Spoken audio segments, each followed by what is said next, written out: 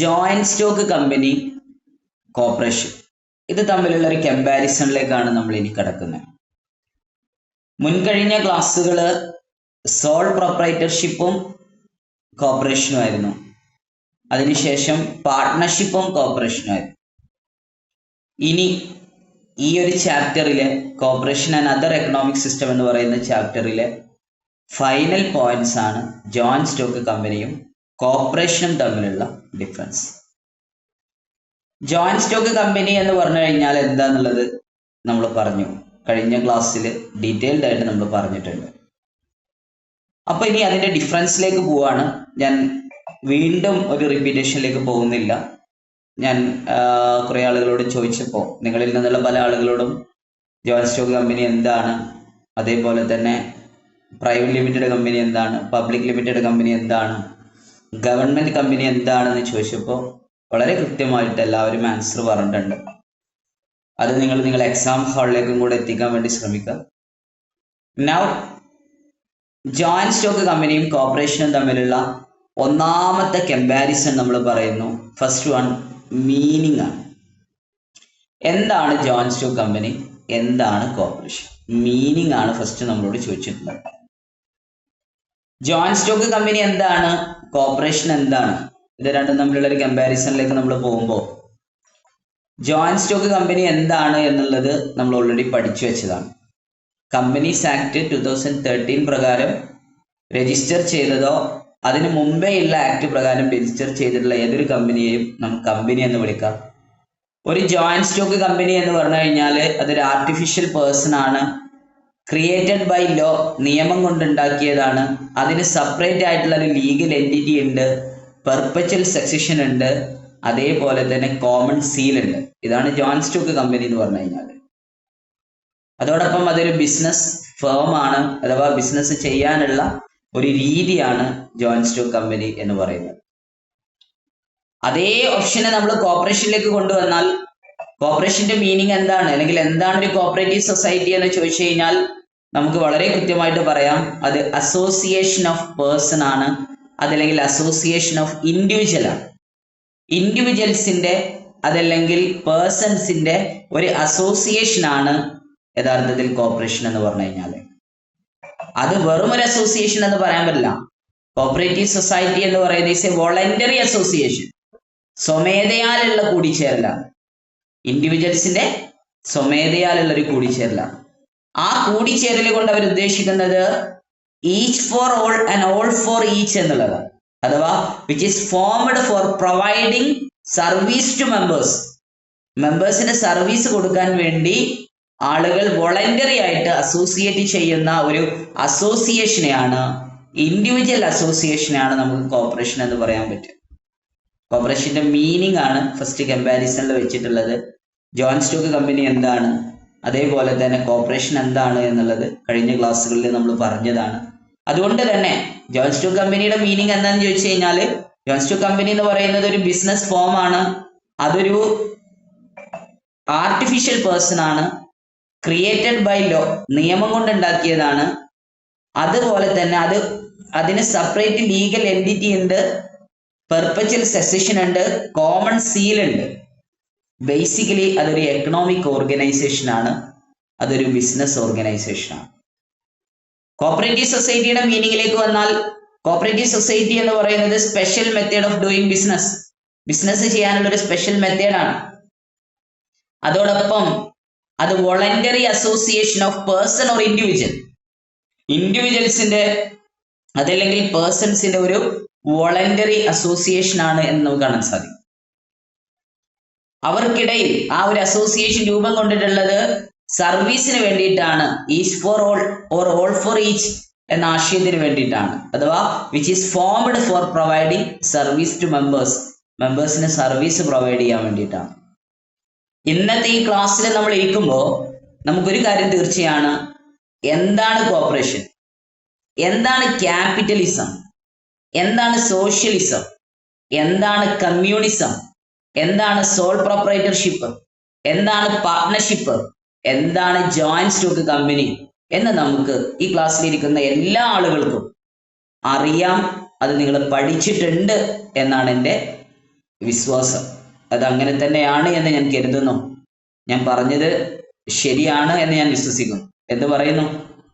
എന്താണ് soul proprietorship, എന്താണ് partnership, എന്താണ് ക്യാപിറ്റലിസം, എന്താണ് കമ്മ്യൂണിസം, എന്താണ് സോഷ്യലിസം, എന്താണ് കോപ്പറേഷൻ, അതിനെ ഐഡന്റിഫൈ ചെയ്യാനും അതിനെ മനസ്സിലാക്കാനും പറ്റുന്ന ഒരു ദിവസത്തിലേക്ക് ഏകദേശം ഒരാഴ്ചത്തോളമായി നമ്മൾ ഈ ക്ലാസ്സിൽ, അതിൻ്റെ ഇടയ്ക്ക് കുറച്ച് ലീവുകൾ ഒഴിവാക്കിയാൽ ഏകദേശം എൻ്റെ ഓർമ്മ ശരിയാണെങ്കിൽ 4-5 ദിവസം നമ്മൾ ഈ സബ്ജക്റ്റിൽ ഇരുന്നിട്ടുണ്ട്.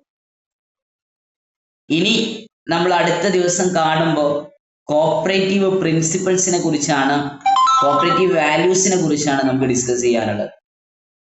ആർക്കെങ്കിലും സോഷ്യലിസം എന്താണെന്നറിയില്ല, കമ്മ്യൂണിസം എന്താണെന്നറിയില്ല, അതല്ലെങ്കിൽ സോൾ പ്രൊപ്രൈറ്റർഷിപ്പ് എന്താണെന്ന് അറിയില്ല, ഇങ്ങനെ ആരെങ്കിലും ഒക്കെ ഉണ്ടെന്നുണ്ടെങ്കിൽ അതെന്നോട് ചോദിച്ച് പേഴ്സണലി ചോദിച്ച് മനസ്സിലാക്കണം. അതല്ലെങ്കിൽ നിങ്ങൾ റെക്കോർഡ് ചെയ്യാൻ പറഞ്ഞതുകൊണ്ട് ക്ലാസ് റെക്കോർഡ് ചെയ്ത് ഞാൻ ലിങ്ക് ഇട്ടെന്നിട്ടുണ്ട്, അത് കണ്ടിട്ടെങ്കിലും ക്ലാസ് മനസ്സിലാക്കണം.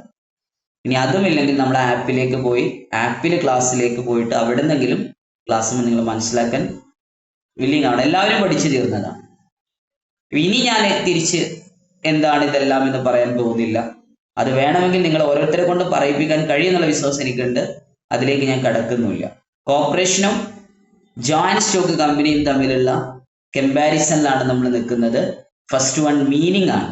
ആ മീനിങ് എന്ന് പറയുന്ന ആശയത്തിൽ നിന്നാണ് ഞാൻ പറഞ്ഞത് ഈ ക്ലാസ്സിലിരിക്കുന്ന എല്ലാ ആളുകളും കോർപ്പറേഷൻ അല്ല, ജോയിന്റ് സ്റ്റോക്ക് കമ്പനി അല്ല, ക്യാപിറ്റലിസം അല്ല, കമ്മ്യൂണിസം അല്ല, സോൾ പ്രൊപ്രൈറ്റർഷിപ്പ് അല്ല, പാർട്ട്ണർഷിപ്പ് അല്ല, ഇതിൽ ഏത് ചോദിച്ചു കഴിഞ്ഞാലും ആൻസർ ചെയ്യാൻ കഴിയും എന്നെനിക്ക് പൂർണ്ണ വിശ്വാസമുണ്ട്. അടുത്ത പോയിന്റ്സിലേക്ക് നമ്മൾ വരുന്നു. നമ്പർ ഓഫ് ദി മെമ്പേഴ്സിന്റെ നമ്പറിനെ കുറിച്ചാണ് ചോദിക്കുന്നത്. അത് ഞാൻ പറയുന്നോ അതോ നിങ്ങളിൽ നിന്ന് തന്നെ ആളുകൾ പറയുന്നു? എന്ത് പറയുന്നു? ആരെങ്കിലും ഒരാള് പെട്ടെന്ന് മുന്നോട്ട് വന്ന് ജോയിന്റ് സ്റ്റോക്ക് കമ്പനിയിലെ മെമ്പർഷിപ്പിനെ കുറിച്ച്, കോർപ്പറേഷന്റെ മെമ്പർഷിപ്പിനെ കുറിച്ച് എന്ന് പറഞ്ഞാൽ നമുക്ക് പെട്ടെന്ന് എന്ത് ചെയ്യാം? നമ്പർ ഓഫ് മെമ്പേഴ്സിനെ കുറിച്ച് പറഞ്ഞാൽ അടുത്ത പോയിന്റിലേക്ക് പോകാം. പറഞ്ഞോളൂ സർ. ജോയിന്റ് സ്റ്റോക്ക് കമ്പനിയിലെ പ്രൈവറ്റ് കമ്പനി ആണെങ്കിൽ മിനിമം 2 പേര്, മാക്സിമം നോട്ട് എക്സീഡിങ് 200 ആണ് വരുന്നത്. അതേപോലെ പിന്നെ പബ്ലിക് കമ്പനി ആണെങ്കിൽ മിനിമം 7 പേര്, മാക്സിമത്തിന് ലിമിറ്റ് ഇല്ല. പക്ഷെ കോർപ്പറേഷനകത്തേക്ക് വരുമ്പോഴത്തേക്കും മിനിമം 25 മെമ്പേഴ്സും മാക്സിമം അൺലിമിറ്റഡും ആണ് വരുന്നത്. ബാക്കി എന്തെങ്കിലും കംപ്ലീറ്റ് ചെയ്യണ്ടോ? PDF നോക്കരുത്. PDF കംപ്ലീറ്റ് ഹെഡ്സെറ്റ് താഴെ വീണു. കേട്ടില്ല സർ, അത് ഹെഡ്സെറ്റ് താഴെ വീണു. സർ, പിന്നെ കോർപ്പറേഷനകത്ത് മിനിമം 25 പേരാണ് വരുന്നത്. പിന്നെ മാക്സിമം അൺലിമിറ്റഡ് ആണ് വരുന്നത്. അത് ഇൻഡസ്ട്രിയൽ കോപ്പറേറ്റീവ്സ് ആണെങ്കിൽ മിനിമം 10 ഡിഫറെന്റ് ഫാമിലീസിലുള്ള മിനിമം 10 പേരും, കെയർ ആൻഡ് ഹാൻഡ്ലൂം സൊസൈറ്റി ആണെങ്കിൽ മിനിമം 25 പേരുമാണ് വരുന്നത്. ജോയിന്റ് സ്റ്റോക്ക് കമ്പനിയിൽ വരുന്നത് പബ്ലിക് ലിമിറ്റഡ് കമ്പനി ആണെങ്കിൽ മിനിമം 7 പേരും, മാക്സിമം നോ റെസ്ട്രിക്ഷൻ. പ്രൈവറ്റ് ആണെങ്കിൽ മിനിമം 2 പേരും, മാക്സിമം നോ റെസ്ട്രിക്ഷൻ. ഓക്കെ, ഒരു ഹെഡ്ഫോൺ വീണിന് ഇത്രയും വലിയ പ്രതികാരം ചെയ്യരുത്. കറക്റ്റാണ്. ഓക്കെ, സെറ്റാണ്. എനിവേ, ഇതേപോലെ നിങ്ങൾ എല്ലാവർക്കും പറയാൻ കഴിയുമെന്ന് എനിക്ക് ഒരു കോൺഫിഡൻ്റ് ഉണ്ട്. പറഞ്ഞു വെച്ച കാര്യം ഇത്രയേ ഉള്ളൂ. നമ്പർ ഓഫ് മെമ്പേഴ്സ് എന്ന് പറഞ്ഞു കഴിഞ്ഞാൽ ജോയിന്റ് സ്റ്റോക്ക് കമ്പനി ആവുമ്പോൾ പ്രൈവറ്റ് ലിമിറ്റഡ് ഉണ്ട്, പബ്ലിക് ലിമിറ്റഡ് ഉണ്ട്. പ്രൈവറ്റ് ലിമിറ്റഡ് ആവുമ്പോൾ മിനിമം 2 പേരും, മാക്സിമം എന്ന് പറയുന്നത് കനോട്ട് എക്സീഡ് 200 ആണ്. അത് പബ്ലിക് ലിമിറ്റഡ് കമ്പനി ആവുമ്പോൾ അവിടെ മിനിമം 7ഉം മാക്സിമം നോ ലിമിറ്റ് എന്നാണ്, അഥവാ അൺലിമിറ്റഡ് ആണ്, എത്ര പേർക്ക് വേണമെങ്കിലും വരാം. ദെൻ അത് കഴിഞ്ഞ് നമ്മൾ കോപ്പറേറ്റീവ് സൊസൈറ്റിയിലേക്ക് പോകുമ്പോൾ കോപ്പറേറ്റീവ് സൊസൈറ്റിയിൽ 25 പേഴ്സൺസ് ഡിഫറെൻറ്റ് ഫാമിലിയിൽ നിന്നുള്ളതാണ്. ഇൻഡസ്ട്രിയൽ കോപ്പറേറ്റീവ്സ് ആകുമ്പോൾ അവിടെ മിനിമം 10 പേര് മതി, മാക്സിമം നോ ലിമിറ്റ് തന്നെയാണ്. അതിൽ തന്നെ കയർ കോപ്പറേറ്റീവ്സും ഹാൻഡ്ലൂമിനും 25 പേര് തന്നെ വേണം. അഥവാ അത് ഇൻഡസ്ട്രിയൽ കോപ്പറേറ്റീവ്സിൽ അണ്ടറിൽ വരുന്നതാണെങ്കിലും എന്ത് വേണം? 25 ഫാമിലീസ്, ഡിഫറെൻറ്റ് ഫാമിലിയിൽ നിന്നുള്ള വ്യക്തിത്വങ്ങൾ അതിൽ പാർട്ടിസിപ്പേറ്റ് ചെയ്യണം എന്നുള്ളതാണ്. ഗുഡ്. അത് ഞാനത് വീണ്ടും റിപ്പീറ്റ് ചെയ്യുക എന്തിനാന്ന് വെച്ച് കഴിഞ്ഞാൽ നിങ്ങൾക്ക് ആർക്കെങ്കിലും അറിയില്ല എങ്കിൽ അതൊന്ന് ഓർമ്മപ്പെടുത്താൻ വേണ്ടി മാത്രമാണ്. ഇനി അടുത്തത് പറയുന്നത് വോട്ടിംഗ് റൈറ്റ് ആണ്. വോട്ടിംഗ് റൈറ്റിൻ്റെ ഒരു പ്രത്യേകത എന്താ വെച്ച് കഴിഞ്ഞാൽ എക്സാമിന് പലപ്പോഴും ചോദിച്ചിട്ടുള്ള ഒരു ക്വസ്റ്റ്യൻ ആണ് വോട്ടിംഗ് റൈറ്റ്. അപ്പൊ ആ പോയിന്റിനെ എങ്ങനെ കാണണം എന്ന് ഞാൻ പറയാതെ തന്നെ നിങ്ങൾക്ക് അറിയുന്നുണ്ടാവും. നിങ്ങൾ എഴുതുന്ന റഫ് നോട്ടിൽ ഇമ്പോർട്ടന്റ് ആണെന്ന് നോട്ട് ചെയ്ത് വെക്കുക. Voting rate. വോട്ടിംഗ് റേറ്റില് ജോയിന്റ് സ്റ്റോക്ക് കമ്പനിയുടെ വോട്ടിംഗ് റേറ്റ് എന്ന് പറയുന്നത് 1 ഷെയർ 1 വോട്ട് എന്നുള്ളതാണ്. 1 ഷെയർ 1 വോട്ട് എന്ന് പറയുന്ന വോട്ടിംഗ് പ്രിൻസിപ്പിൾ ആണ് ജോയിന്റ് സ്റ്റോക്ക് കമ്പനിയിലുള്ളത്. ഒരു ഷെയറിന് ഒരു വോട്ട്, ഒരു ഷെയറിന് ഒരു വോട്ട് എന്നുള്ളതാണ്. ഒരു കുപ്പിക്ക് ഒരു വോട്ട് എന്ന് പറഞ്ഞ പോലെ ഒരു ഷെയറിന് ഒരു വോട്ടാണ്. എന്നാൽ കോപ്പറേറ്റീവ് സൊസൈറ്റിയുടെ വോട്ടിംഗ് പ്രിൻസിപ്പിൾ എന്ന് പറയുന്നത് ഒരു മെമ്പർക്ക് ഒരു വോട്ട് എന്നുള്ളതാണ്. 1 മെമ്പർ 1 വോട്ട് എന്നുള്ളത്. ഇതാണ് വോട്ടിംഗ് റേറ്റ്. ഈ വോട്ടിംഗ് റേറ്റ് പലപ്പോഴും ചോദിക്കാറുണ്ട്. ജോയിന്റ് സ്റ്റോക്ക് കമ്പനിയുടെ വോട്ടിംഗ് റേറ്റ് എന്ന് പറയുന്നത് ഒരു ഷെയറിനാണ് ഒരു വോട്ട്. എന്നാൽ കോപ്പറേറ്റീവ് സൊസൈറ്റിയുടെ വോട്ടിംഗ് റേറ്റ് എന്ന് പറയുന്നത് ഒരു മെമ്പർക്ക് ഒരു വോട്ട് എന്നുള്ളതാണ്. മെമ്പർക്കാണ്. ആ മെമ്പറെ കയ്യിൽ എത്ര ഷെയർ ഉണ്ട് എന്നുള്ളത് എന്തല്ല, കൺസിഡർ ചെയ്യുന്നതല്ല. അത് നമ്മൾ കോർപ്പറേഷനിൽ പറഞ്ഞിട്ടുണ്ട്. ക്യാപിറ്റലിന് ഇമ്പോർട്ടൻസ് കൊടുക്കാതെ മെമ്പർക്ക് ഇമ്പോർട്ടൻസ് കൊടുക്കുന്ന ഒരു സിസ്റ്റമാണ് കോർപ്പറേഷൻ എന്ന് പറയുന്നത്. കോർപ്പറേഷനകത്ത് നമ്മൾ പഠിച്ചിട്ടുണ്ട്, നിങ്ങൾ ഓർക്കുന്നുണ്ടാവുമെന്ന് ഞാൻ വിചാരിക്കുന്നു. ശരിക്കും പറഞ്ഞാൽ ഈ കമ്പാരിസൺ പഠിപ്പിക്കാൻ വളരെ എളുപ്പമാണ്. കാരണം മുൻകഴിഞ്ഞ ക്ലാസ്സുകളിൽ നമ്മൾ ഡിസ്കസ് ചെയ്ത പോയിന്റുകൾ റിപ്പീറ്റ് അടിച്ച് വരുമ്പോൾ അത് പിന്നെ കൂടുതൽ സ്ട്രെസ് ചെയ്ത് പറയേണ്ട ആവശ്യമില്ല. ഒരു മെമ്പർക്ക് ഒരു വോട്ട് എന്ന് പറയുന്നത് 1 മെമ്പർ 1 വോട്ട് എന്ന് പറയുന്നത് കോപ്പറേറ്റീവ് സൊസൈറ്റി ആണ്. ഒരു ഷെയറിന് ഒരു വോട്ട് എന്ന് പറയുന്നത് ആ ഒരു പ്രിൻസിപ്പിൾ ഉദ്ദേശിക്കുന്നത് ജോയിന്റ് സ്റ്റോക്ക് കമ്പനിയാണ്. എക്സാമിന് റിപ്പീറ്റ് ആയിട്ട് ചോദിക്കുന്ന ഒരു ക്വസ്റ്റ്യൻ ആണ്, നോട്ട് ചെയ്യാൻ മറക്കരുത്. എക്സാമിന് നിർബന്ധമായിട്ടും വരുന്നൊരു ഏരിയ. അടുത്തതാണ് മോട്ടോ ഓർ മോട്ടീവ്. മോട്ടീവ് എന്ന് പറയുന്ന പോയിന്റ്സ് എന്തിനാ വെറുതെ ഞാൻ പറഞ്ഞ് നിങ്ങളെയൊക്കെ ആ ഒരു ഗൗരവത്തെ അല്ലെങ്കിൽ നിങ്ങളൊക്കെ ഞാൻ താത്തി കെട്ടാൻ പറ്റില്ലല്ലോ. നിങ്ങളൊക്കെ എൻ്റെ സ്റ്റുഡൻസ് ആണ്, എല്ലാവരും ലിസ്റ്റിൽ വരാനുള്ളതാണ്. അതുകൊണ്ട് മോട്ടീവ് എന്ന് പറയുന്ന പോയിന്റിൽ ജോയിന്റ് സ്റ്റോക്ക് കമ്പനിയും അതേപോലെ തന്നെ കോർപ്പറേഷനും തമ്മിലുള്ള ഒരു കമ്പാരിസൺ ഞാൻ നടത്തുക എന്ന് പറഞ്ഞു കഴിഞ്ഞാൽ നിങ്ങൾക്കൊരു കുറച്ചിലല്ലേ. അപ്പൊ എന്നാ പിന്നെ നിങ്ങൾ ആരെങ്കിലും ഒരാളോട് പറഞ്ഞേക്ക്, പെട്ടെന്നായിക്കോട്ടെ. ആരെങ്കിലും പറഞ്ഞോളൂ.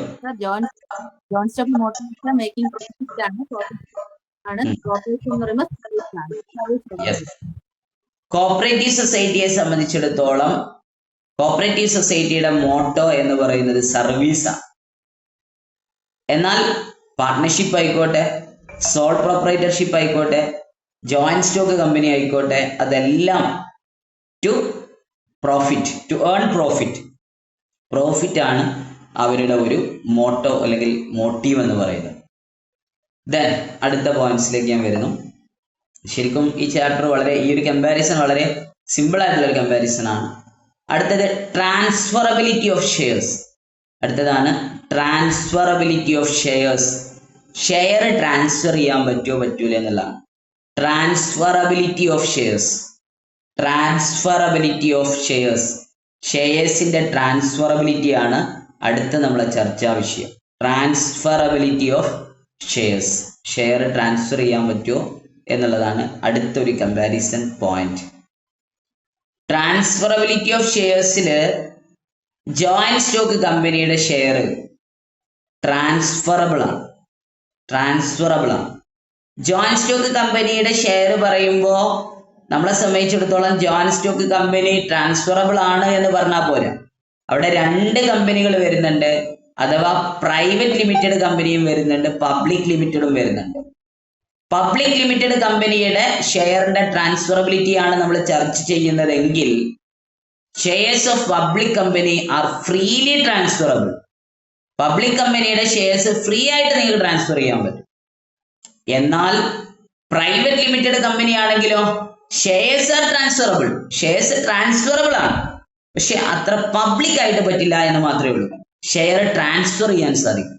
സോ ജോയിന്റ് സ്റ്റോക്ക് കമ്പനിയുടെ ട്രാൻസ്ഫറബിലിറ്റി ഓഫ് ഷെയർസിന്റെ കമ്പാരിസൺ നമ്മൾ പഠിക്കുമ്പോൾ നമുക്ക് എന്ത് പറയാം? കോമൺ ആയിട്ട് ഇറ്റ്സ് ട്രാൻസ്ഫറബിൾ. ഷെയർ നമുക്ക് ട്രാൻസ്ഫറബിൾ ആണ്. ഒരാളിൽ നിന്ന് മറ്റൊരാളിലേക്ക് നമുക്ക് ട്രാൻസ്ഫർ ചെയ്യാൻ പറ്റും. Shares are transferable. എന്നാൽ കോപ്പറേറ്റീവ് സൊസൈറ്റിയുടെ ഷെയറോ, കോപ്പറേറ്റീവ് സൊസൈറ്റിയുടെ shares are not transferable. Shares transfer ചെയ്യാൻ പറ്റൂല. They can be surrendered to the society. അത് നിങ്ങൾക്ക് വേണമെങ്കിൽ സറണ്ടർ ചെയ്യാം, സൊസൈറ്റിയിൽ സറണ്ടർ ചെയ്യാം, അത് ട്രാൻസ്ഫർ ചെയ്യാൻ പറ്റൂല. എന്താന്നുള്ളൊരു കൺഫ്യൂഷൻ ഉണ്ടാവും അല്ലെ? ശരി, ഞാനത് ഒന്ന് എന്താ പറയാ മലയാളീകരിച്ചു തരാം, അല്ലെങ്കിൽ ഒന്ന് ഒരു എക്സാമ്പിൾ പറഞ്ഞിട്ട് നമുക്കത് ക്ലിയർ ചെയ്യാം. Transferability of shares. Joint stock കമ്പനിയിൽ അത് ഷെയർ ട്രാൻസ്ഫറബിൾ ആണ്. എന്നാൽ കോപ്പറേറ്റീവ് സൊസൈറ്റിയിൽ ഷെയർ ട്രാൻസ്ഫറബിൾ അല്ല, അത് സറണ്ടർ ആണ്. നമുക്കൊരു ഉദാഹരണം പറയാം, ഒരു എക്സാമ്പിൾ പറയാം. ലിൻഡ നമ്മളെ ക്ലാസ്സിലെ സ്റ്റുഡൻ്റ് ആണ്, ഓക്കെ, അല്ലെങ്കിൽ നിങ്ങൾ എൻ്റെ ക്ലാസ്സിലെ സ്റ്റുഡൻസ് ആണ്, നിങ്ങൾ ഓരോരുത്തരും എൻ്റെ ക്ലാസ്സിലെ സ്റ്റുഡൻ്റ് ആണ്. ഇതൊരു ജോയിന്റ് സ്റ്റോക്ക് കമ്പനിയാണെന്ന് വിചാരിച്ചു. ഇതൊരു ജോയിന്റ് സ്റ്റോക്ക് കമ്പനിയാണെന്ന് വിചാരിച്ചു. ഓക്കെ, ഇപ്പൊ നമ്മൾ പെട്ടെന്ന് നിങ്ങൾക്ക് എല്ലാവർക്കും മനസ്സിലാൻ വേണ്ടി ഞാൻ ഒരാൾ ഉദാഹരണം പറയുന്നു. ലിൻഡ 5000 രൂപയാണ് നമ്മൾ ഓൺലൈൻ ക്ലാസ്സിന്റെ ഫീ നമ്മൾ വാങ്ങിക്കാറുള്ളത്. ലിൻഡക്ക് തോന്നുകയാണ് ഈ ക്ലാസ്സിൽ ഇനി തുടരേണ്ടതില്ല എന്ന് തോന്നി. ലിൻഡ എന്ത് ചെയ്തു? വേറൊരു കുട്ടിയുടെ കയ്യിൽ നിന്ന് ലിൻഡ അടച്ച ഫീസ് ഒരു 5000 രൂപ വാങ്ങി. എന്നിട്ട് എന്നെ വിളിച്ചിട്ട് പറഞ്ഞു, സാറേ നാളെ മുതൽ ഞാൻ ക്ലാസ്സിലില്ല, എനിക്ക് താല്പര്യമില്ല, എനിക്ക് പകരം ഇന്ന സ്റ്റുഡൻ്റ് ആയിരിക്കും ക്ലാസ്സിലുണ്ടാവുക, ഞാൻ അവളെ കയ്യിൽ നിന്ന് എന്ത് ചെയ്തിട്ടുണ്ട്, ഞാൻ അടച്ച ഫീസ് ഞാൻ അവളെ കയ്യിൽ നിന്ന് വാങ്ങിയിട്ടുണ്ട്. എന്നാ ശരി സാറേ കേട്ടോ, എന്നാ ശരി കേട്ടോ, bye. Shares are transferable. Linda ഈ ക്ലാസ്സിൽ ജോയിൻ ചെയ്യാൻ വേണ്ടി അവൾ എടുത്തിരുന്ന ഷെയർ ആണ് 5000 രൂപയുടെ ഷെയർ. ഈ 5000 രൂപയുടെ ഷെയർ ഇതൊരു പബ്ലിക് ലിമിറ്റഡ് കമ്പനിയാണ്, അതല്ലെങ്കിൽ ഒരു പ്രൈവറ്റ് ലിമിറ്റഡ് കമ്പനിയാണ്, അഥവാ ജോയിന്റ് സ്റ്റോക്ക് കമ്പനിയാണ് എന്ന കൺസിഡറേഷൻ വെച്ചിട്ട് ഉദാഹരണം പറയുകയാണെങ്കിൽ ലിൻഡയ്ക്ക് എന്ത് ചെയ്യാം? ഈസി ആയിട്ട്, ആരോടും ചോദിക്കും പറയും കൂടെ വേണ്ട, എന്ത് ചെയ്യാം? ഫ്രീ ആയിട്ട് അവൾക്ക് മറ്റൊരാളെ കയ്യിൽ നിന്ന് ആ ഷെയർ വാല്യൂ വാങ്ങിയിട്ട് അവളെ കയ്യിലെ ഷെയർസ് അയാൾക്ക് കൊടുത്തിട്ട് അയാൾക്ക് ഫ്രീ ആയിട്ട് നടക്കാം. അതാണ് freely transferable. Shares freely transferable ആണ്. ഇനി അത് നേരെ കോപ്പറേറ്റീവ് സൊസൈറ്റിയിലേക്ക് വന്ന് നോക്കുക. ഇതൊരു കോപ്പറേറ്റീവ് സൊസൈറ്റി ആണെന്ന് വിചാരിച്ചോ. 5000 രൂപയുടെ ഷെയർ ലിൻഡ എടുത്തിട്ടുണ്ട്. ലിൻഡക്ക് ഒരിക്കലും എന്ത് ചെയ്യാൻ പറ്റൂല, ലിൻഡയുടെ ഇഷ്ടപ്രകാരം ഒരാളെ കണ്ടിട്ടടാ എനിക്ക് അവിടെ കുറച്ച് ഷെയർ ഉണ്ട്, അല്ലെങ്കിൽ ഞാൻ ആ ക്ലാസ്സിൽ ഉണ്ട്, നീ 1000 രൂപ ഉണ്ട്, എനിക്ക് പകരം ഈ കയറിക്കോ എന്ന് പറഞ്ഞിട്ട് എന്ത് ചെയ്യാൻ പറ്റൂല. ലിൻഡക്ക് ലിൻഡയുടെ ഇഷ്ടപ്രകാരം ലിൻഡയുടെ കയ്യിലുള്ള ഷെയറിനെ എന്ത് ചെയ്യാൻ പറ്റൂല, ട്രാൻസ്ഫർ ചെയ്യാൻ പറ്റൂല. പകരം ലിൻഡ എന്ത് ചെയ്യണം? എന്നെ വിളിക്കണം, സാറേ എനിക്ക് ക്ലാസ് ഇങ്ങനെ കഴിയണില്ല, ഞാൻ പോവാണ്, എനിക്ക് ക്യാഷ് റീഫണ്ട് ചെയ്യാൻ പറ്റുമോ? അഥവാ ഷെയർസ് ആർ സറണ്ടേർഡ്.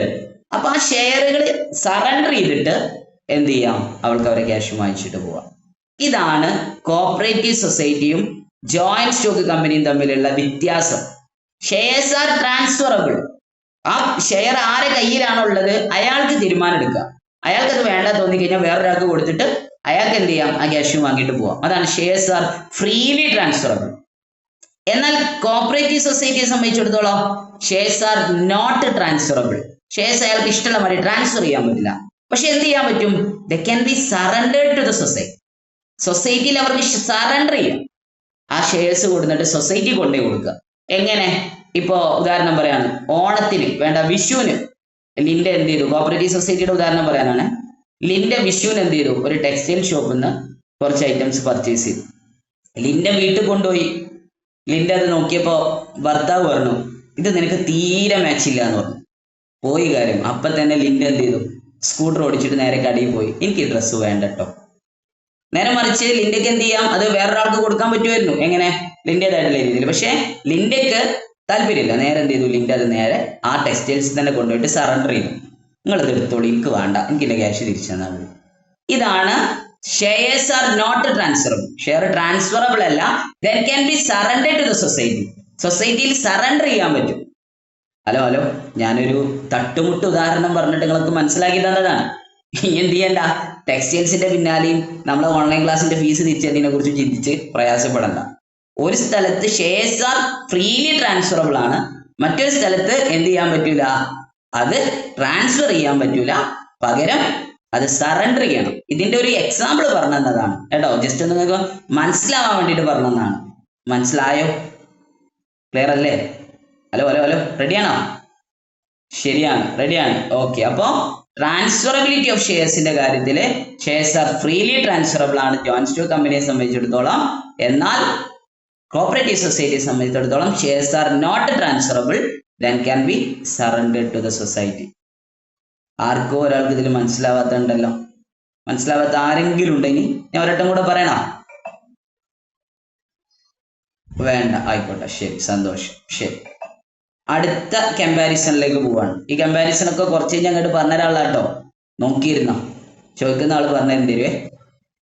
ഓക്കെ, ആ പറഞ്ഞോളൂ. അതെ, നമ്മളിപ്പോ ഒരു മെമ്പർ മരിച്ചു എന്ന് വെച്ചാലേ അത് നമുക്കത് അതാണ് മുമ്പേ കഴിഞ്ഞ ക്ലാസ്സിലെ, അതായത് shares are not transferable then can be surrendered to the society എന്ന് പറഞ്ഞ പോയിന്റ് ഇല്ലേ, ആ പോയിന്റിനെ ക്രോസ് ചെയ്യാൻ പറ്റുന്ന ഒരു പോയിന്റ് ആണ് ഇപ്പൊ ആര് കൊണ്ടുവന്നത്? ആരെ പറഞ്ഞ ഞാൻ ശ്രദ്ധിച്ചില്ല. എന്തായാലും ഷെയർസ് ട്രാൻസ്ഫർ ചെയ്യാൻ പറ്റുന്ന ഒരു ഓപ്ഷൻ ഉണ്ട്, കണ്ടീഷൻസ് ഉണ്ട്. കോപ്പറേറ്റീവ് സൊസൈറ്റിയിൽ ഷെയർസ് ട്രാൻസ്ഫർ ചെയ്യാൻ പറ്റുന്ന കണ്ടീഷൻ ഉണ്ട്.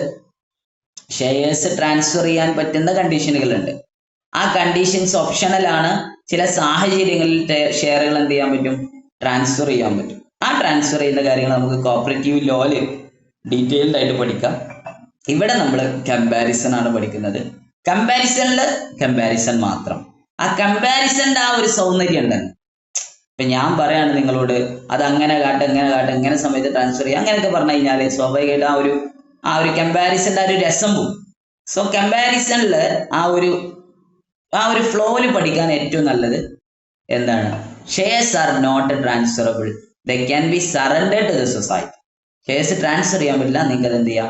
സറണ്ടർ ചെയ്യാം. എന്നാൽ ജോയിന്റ് സ്റ്റോക്ക് കമ്പനിയിൽ അത് ഫ്രീലി ട്രാൻസ്ഫറബിൾ ആണ്. എന്നാൽ ട്രാൻസ്ഫർ ചെയ്യാൻ പറ്റുന്ന കണ്ടീഷൻ എവിടെയുണ്ട്? കോപ്പറേറ്റീവ് സൊസൈറ്റിയിലുണ്ട്. അത് നമുക്ക് എന്ത് ചെയ്യാം? കോപ്പറേറ്റീവ് ലോ നമുക്ക് പഠിക്കാനുണ്ട്. പുതിയ അമെൻമെന്റ് ഒക്കെ വന്ന് പുതിയ നിയമം പ്രാബല്യത്തിൽ വന്ന നിയമമൊക്കെ നമുക്ക് പഠിക്കാണ്ട് നമുക്ക് സന്തോഷകരമായിട്ട് പഠിക്കാം. ലോ ഒക്കെ നിങ്ങൾ എൻ്റെ ആപ്പിലെ കോപ്പറേറ്റീവ് ലോന്റെ ക്ലാസ് കണ്ടിട്ടുണ്ടാകുന്ന വിചാരിക്കുന്നു. ഞാനിത് കാണാത്തവരുണ്ടെങ്കിലും കാണേണ്ട ആൾക്കാരും ഒരു ടെൻഷനും വേണ്ട. ലോ ഒക്കെ നമ്മൾ സുന്ദരമായി പഠിക്കും, ഒരു ടെൻഷനും വേണ്ട.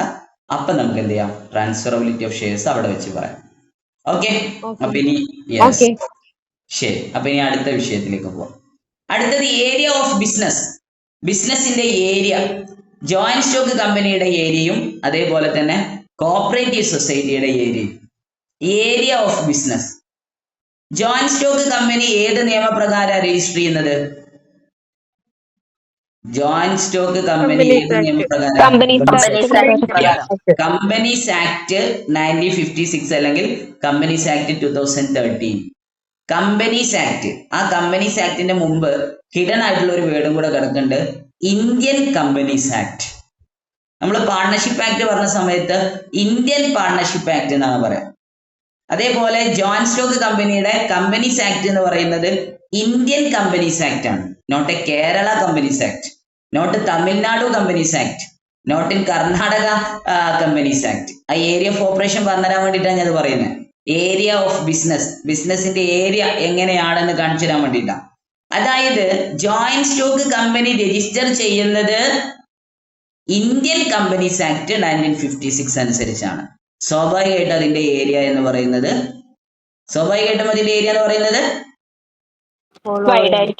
ഓൾ ഓവർ ഇന്ത്യ ആയിരിക്കും, അഥവാ വൈഡർ ഏരിയ. മനസ്സിലായില്ല? ഇന്ത്യൻ കമ്പനീസ് ആക്ട് പ്രകാരം രജിസ്റ്റർ ചെയ്ത ഒരു കാര്യത്തിന് ഇന്ത്യയിൽ എവിടെയും ബിസിനസ് ചെയ്യാം. കാരണം അതിന്റെ ആക്ട് ഏതാ? ഇന്ത്യൻ കമ്പനീസ് ആക്ട് ആണ്. ഏരിയ ഓഫ് ബിസിനസ് പറയാൻ വേണ്ടിയിട്ട് നിങ്ങൾ ആ PDF എടുത്ത് വെക്കരുത് കേട്ടോ. ഞാൻ പലപ്പോഴും പറയേണ്ടത്, ഞാൻ ക്ലാസ് എടുക്കുന്ന സമയത്ത് PDF ഓപ്പൺ ആക്കിയത്. ക്ലാസ് എടുക്കുന്ന സമയത്ത് ക്ലാസ്സിലേക്ക് മാത്രം കോൺസെൻട്രേറ്റ് ചെയ്യുക, റഫ് നോട്ടും പാനും മാത്രം മതി. PDF ആരെങ്കിലും ഓപ്പൺ ചെയ്താൽ അത് അടച്ചു വെച്ചു. അത് നോക്കിയിട്ട് എൻ്റെ അടുത്ത് ആൻസറിലേക്ക് വരരുത്. നിങ്ങൾക്കത് ശരിയാവില്ല, അത് നടക്കൂല.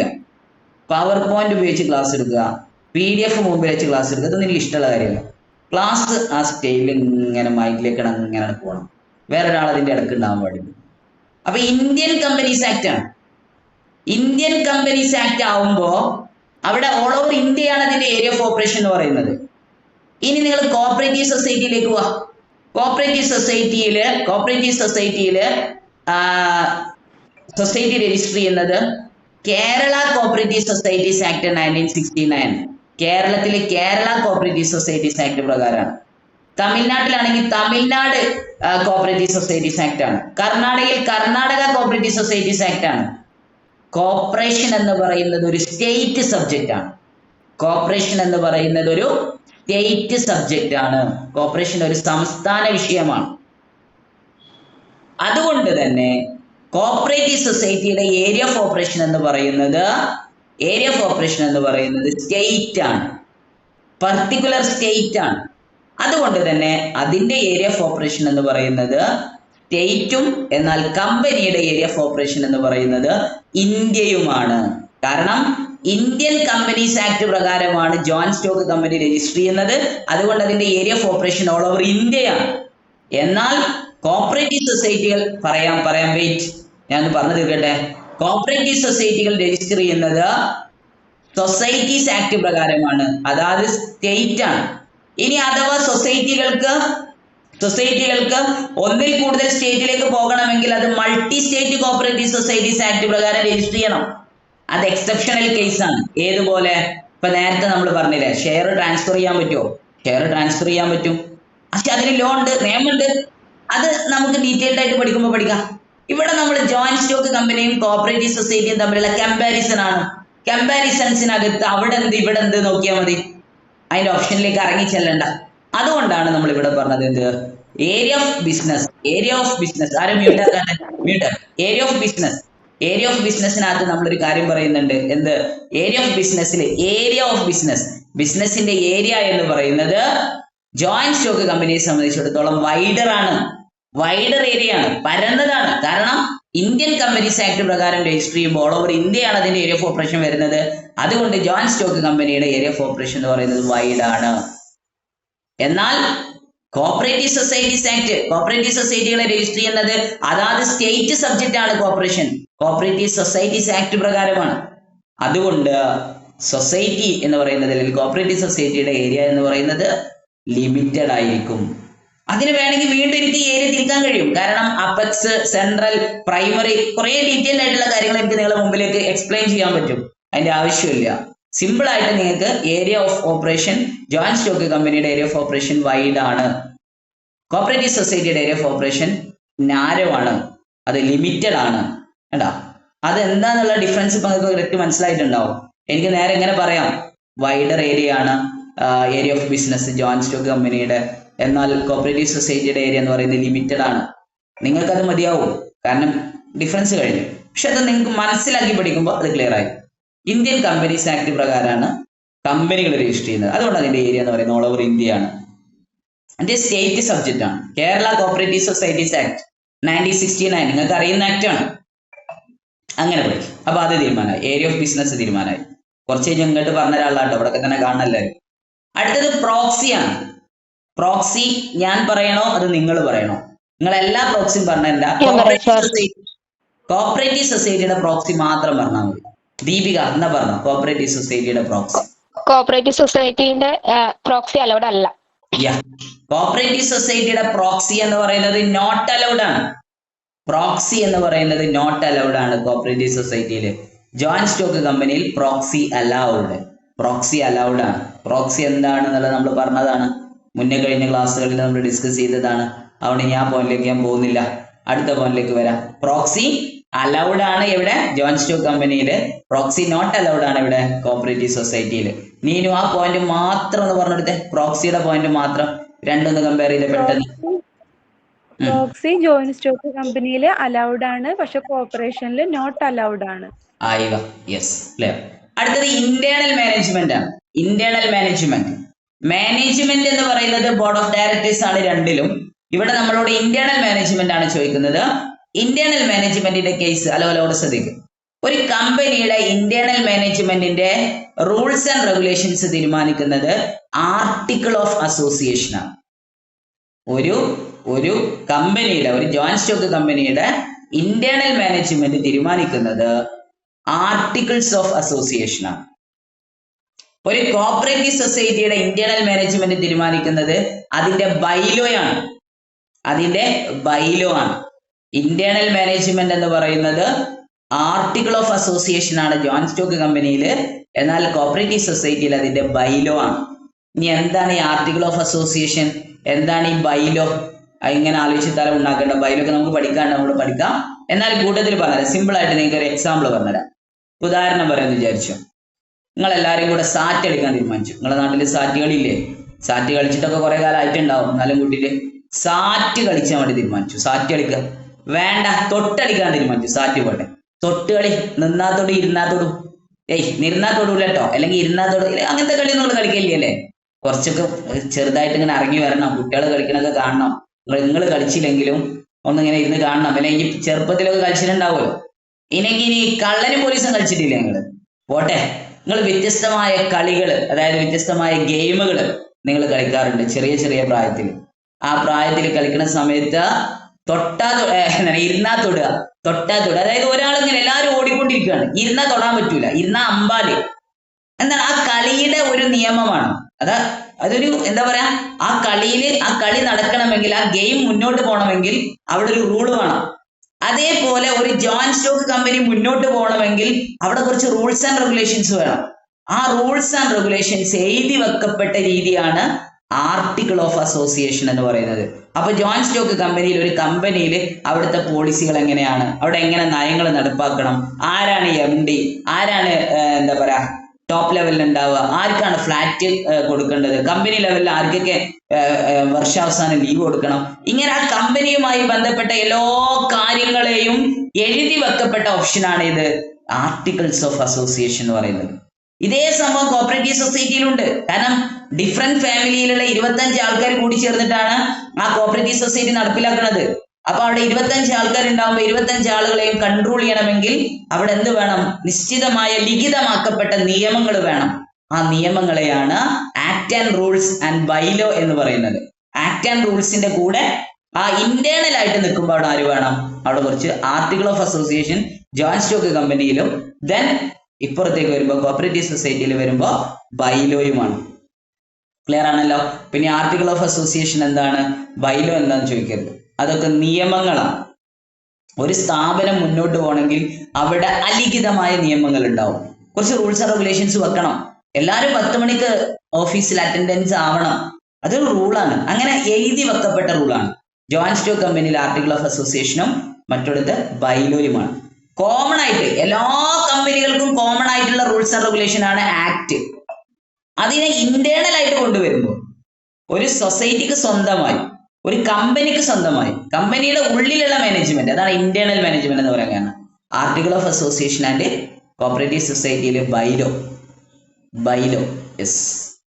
ഞാൻ ഈ എക്സാമിന് പ്രിപ്പയർ ചെയ്യുമ്പോഴേ ഒരുപാട്, നിങ്ങൾക്കൊക്കെ ഈ ക്ലാസ് എടുക്കാൻ വേണ്ടി പ്രിപ്പയർ ചെയ്യുമ്പോൾ ഒരുപാട് പ്രീവിയസ് ക്വസ്റ്റ്യൻസുകൾ നോക്കിയിട്ട്, ഒരുപാട് ഗൈഡുകൾ നോക്കിയിട്ടൊക്കെയാണ് ഞാൻ ഈ ക്ലാസ്സിലേക്ക്, നിങ്ങൾക്ക് ഈ പോയിന്റ്സിലേക്ക് വരുന്നത്. വലിയ ടോപ്പിക്കിനെ ചെറുതാക്കുകയാണ്. ഇമ്പോർട്ടൻ്റ് ആയിട്ടുള്ള ടോപ്പിക്ക് മാത്രമേ ഞാൻ എടുക്കാറുള്ളൂ. അപ്പൊ ഈ ടോപ്പിക്ക് നിങ്ങൾ ഒരിക്കലും എന്ത് ചെയ്യരുത്, നിങ്ങളെ ഇഷ്ടപ്രകാരം ഇനി പോയിട്ട് ചെറുതാക്കരുത്. ഇത് നിങ്ങൾ നിർബന്ധമായിട്ടും മനസ്സിലാക്കി പഠിക്കണം. അടുത്തത് ഇക്വാലിറ്റിയാണ്. ഇക്വാലിറ്റി എന്ന് പറഞ്ഞാൽ സമത്വമാണ്. സമത്വം. നേരത്തെ പറഞ്ഞ വോട്ടിംഗ് റൈറ്റിലേക്ക് ഞാൻ നിങ്ങളെ കൊണ്ടുപോവാണ്. വോട്ടിംഗ് റൈറ്റിൽ നിങ്ങളോട് എന്താ പറഞ്ഞത്? ഓരോരുത്തരുടെ കയ്യിലും എത്ര ഷെയർ ഉണ്ടോ, 1 ഷെയർ 1 വോട്ട് എന്നാണ് ഇവിടെ പറയുന്നത്, ജോയിന്റ് സ്റ്റോക്ക് കമ്പനിയിൽ പറയുന്നത്. എന്നാൽ കോപ്പറേറ്റീവ് സൊസൈറ്റിയിൽ പറയുന്നത് ഒരു മെമ്പർക്ക് 1 വോട്ട് എന്നുള്ളതാണ്. സോ കോപ്പറേറ്റീവ് സൊസൈറ്റിയിൽ ഇക്വാലിറ്റി എന്ന് പറയുന്നത് സെയിം ആണ്. എല്ലാവർക്കും ഈക്വൽ പൊസിഷൻ ആണ്, ഈക്വൽ വോയിസ് ആണ്, ഈക്വൽ റിലേഷൻ ആണ്. വലിപ്പ ചെറുപ്പം നമുക്ക് അവിടെ കാണാൻ സാധിക്കില്ല. ഈക്വാലിറ്റി എന്ന് പറയുന്നത് ഈക്വൽ ആയിട്ട് നടപ്പാക്കുന്നത് കോപ്പറേറ്റീവ്സിലാണ്. അഥവാ ഈക്വൽ വോയിസ് ഓഫ് ദ മെമ്പേഴ്സിനൊക്കെ ഈക്വൽ വോയിസ് ആണ് കോപ്പറേറ്റീവ് സൊസൈറ്റിയിൽ ഉണ്ടാവുക.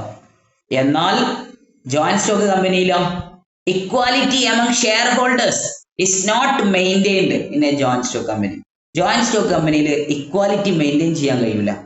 ഇക്വാലിറ്റി ഒരിക്കലും മെയിൻറ്റെയിൻ ചെയ്യാൻ കഴിയില്ല. കൂടുതൽ ഷെയർ ഉള്ളവന് കൂടുതൽ പവേഴ്സ് ഉണ്ട്. സോ ഇക്വാലിറ്റി എന്ന് പറയുന്നത് ജോയിന്റ് സ്റ്റോക്ക് കമ്പനിയിൽ നോട്ട് മെയിൻറ്റെയിൻഡ്. ഇക്വാലിറ്റി മെയിൻറ്റെയിൻ ചെയ്യാൻ കഴിയില്ല. എന്നാൽ കോപ്പറേറ്റീവ് സൊസൈറ്റിയിൽ ഈക്വൽ വോയിസ് ആണ്. ഈക്വൽ വോയിസ് ആണ് കേട്ടാ, ഈക്വൽ വോയിസ് ആണ്. അപ്പോ കോപ്പറേറ്റീവ് സൊസൈറ്റിയിൽ ഇക്വാലിറ്റി ബേസ് ചെയ്ത് പറയുമ്പോൾ equal voice of the members ആണ്. എന്നാൽ ജോയിന്റ് സ്റ്റോക്ക് കമ്പനിയിൽ equality among shareholders is not maintained in a joint stock company. ഒരു ജോയിന്റ് സ്റ്റോക്ക് കമ്പനിയിൽ ഇക്വാലിറ്റി മെയിൻറ്റെയിൻ ചെയ്യാറില്ല ഷെയർ ഹോൾഡേഴ്സ് തമ്മിൽ. ആക്ട്, അടുത്തത് ആക്ട് ആണ്. ആക്ട് ഓൾറെഡി നമ്മൾ പറഞ്ഞു കഴിഞ്ഞു. ആക്ട് എന്ന് പറയുന്നത് ഇന്ത്യൻ കമ്പനീസ് ആക്ട് ആണ് ജോയിന്റ് സ്റ്റോക്ക് കമ്പനിയെ മുന്നോട്ട് നയിക്കുന്നത്. Cooperative societies act of the state level cooperative societies ആക്ടുകളാണ് എന്ത് ചെയ്യുന്നത്, കോപ്പറേറ്റീവ് സൊസൈറ്റിയെ മുന്നോട്ട് നയിക്കുന്നത്. നിങ്ങൾ ആക്ട് എഴുതി വെച്ചേക്ക്. ആക്ട് എന്നുള്ളത് joint stock company Indian companies act 1956 or 2013. ഇവിടെ Kerala cooperative societies act 1969. So 2 act എഴുതി വെച്ചേക്ക്. അതായത് നല്ലത് നിങ്ങൾക്ക് മനസ്സിലാവാൻ. കാരണം ഒരു 4 മാസം കഴിഞ്ഞിട്ടാണ് എക്സാം വരുന്നത്. ആ 4 മാസം കഴിഞ്ഞ് അല്ലെങ്കിൽ ആ 4 മാസം എക്സാമിന്റെ തലേ ദിവസം വായിച്ചു നോക്കുമ്പോൾ ഒരു പിടുത്തം കിട്ടണമെങ്കിൽ അത് അവിടെ എഴുതിച്ചാണ്. ആക്ട്, ഇന്ത്യൻ കമ്പനീസ് ആക്ട് 1956, കോമഡിയുടെ 2013 എഴുതാം. ഇപ്പോഴത്തെ Kerala cooperative societies act 1969. Last point ആണ് ഓഡിറ്റ്. ഓഡിറ്റ് ഇതോടുകൂടി ഈ ചാപ്റ്റർ തീരാണ്. ഓഡിറ്റില് ജോയിന്റ് സ്റ്റോക്ക് കമ്പനി ഓഡിറ്റ് ചെയ്യുന്നത് ചാർട്ടേഡ് അക്കൗണ്ടന്റ് ആണ്. Audited by chartered